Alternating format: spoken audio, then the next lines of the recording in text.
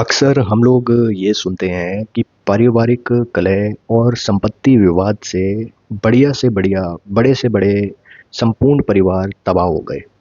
तो आपने कभी ये सोचा है कि ये प्रॉपर्टी विवाद फैमिली में आखिरकार होता क्यों है? नमस्कार, मेरा नाम है अक्षय धवन। मैं पेशे से एक वकील हूँ।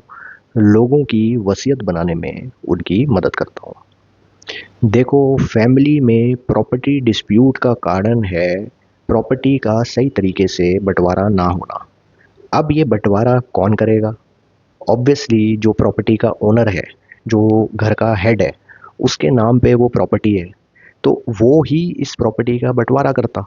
अब जीते जी बंटवारा करने की सलाह तो मैं नहीं देता, लेकिन मरने के बाद सही तरीके से बंटवारा हो सके, इसके लिए क्या वो इंसान अपनी वसीयत बनाता है या नहीं बताता? जिस इंसान के दिमाग में कंट्रोल करना, परिवार को ख़त्म करना, तबाह करना, भाइयों के बीच में डिस्प्यूट क्रिएट करना, इस तरीके की सोच होगी, वो ही इंसान अपनी वसीयत नहीं बनाएगा। और जिस पिता के दिमाग में अपने परिवार का हित होगा, वो चाहेगा कि मेरा परिवार एकजुट होके रहे, सारे मिलजुल के रहें, खुशियाँ रहें, उसके मरने के भी बाद प्रॉपर्टी की वजह से घर में लड़ाई झगड़े ना हो, तो वो वसीयत क्यों नहीं बनाएगा? क्या ये सवाल आपके दिमाग में आया? भाई, वसीयत बनाने का मतलब ये नहीं होता कि आज वसीयत बनाई तो दूसरे के नाम वो प्रॉपर्टी हो गई। वसीयत तो इफ़ेक्ट में जब एक इंसान की मृत्यु होती है, उसी के बाद उसकी लीगल राइट्स बनती हैं। जीते जी कोई भी आपकी प्रॉपर्टी आपसे नहीं छीन सकता अगर आपने वसीयत बनाई है। दूसरी चीज़, वसीयत को जितनी चाहे मर्जी बार आप चेंज कर सकते हैं अपने जीते जी। आपका आज किसी से रिलेशन अच्छा है, कल को बुरा हो गया, तो आप अपनी वसीयत चेंज करवा लीजिए। अब तीसरी चीज़, इंसान के दिमाग में ये आता है कि यार हम इस तरीके का खर्चा बार बार थोड़ा ना करेंगे।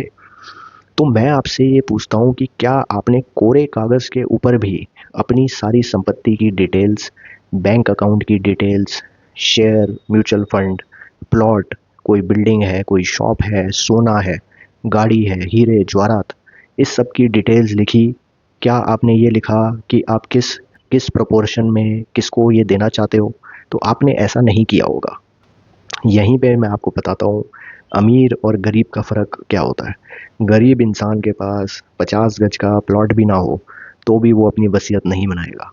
और अमीर इंसान करोड़पति, अरबपति होगा, उसके पास इतना धन दौलत होगा, लेकिन वो अपनी वसीयत ज़रूर बनाता है। यही फ़र्क है जिस वजह से मिडिल क्लास फैमिलीज़ गरीबी रेखा के नीचे जाती जा रही हैं, क्योंकि संपत्ति विवाद अच्छे-अच्छों की फैमिली को ख़त्म कर देता है। और इस तरीके के लड़ाई झगड़े में ना ही इंसान उस संपत्ति को भोग पाता है, ना उसका फ़ायदा ले पाता है। उल्टा मरे हुए इंसान को गंदी गालियाँ देता है, उसके प्रति आक्रोश और रुष्ट रहता है। तो मेरे बड़े बुज़ुर्गों, आप सबसे मेरा निवेदन है कि मेरी बात को आप समझो। आपकी अगर कोई सोच अच्छी है तो आपको मेरी बात समझ आ जाएगी, और अगर ना समझ आए तो मैं समझता हूँ आप किस तरीके के इंसान होंगे। धन्यवाद।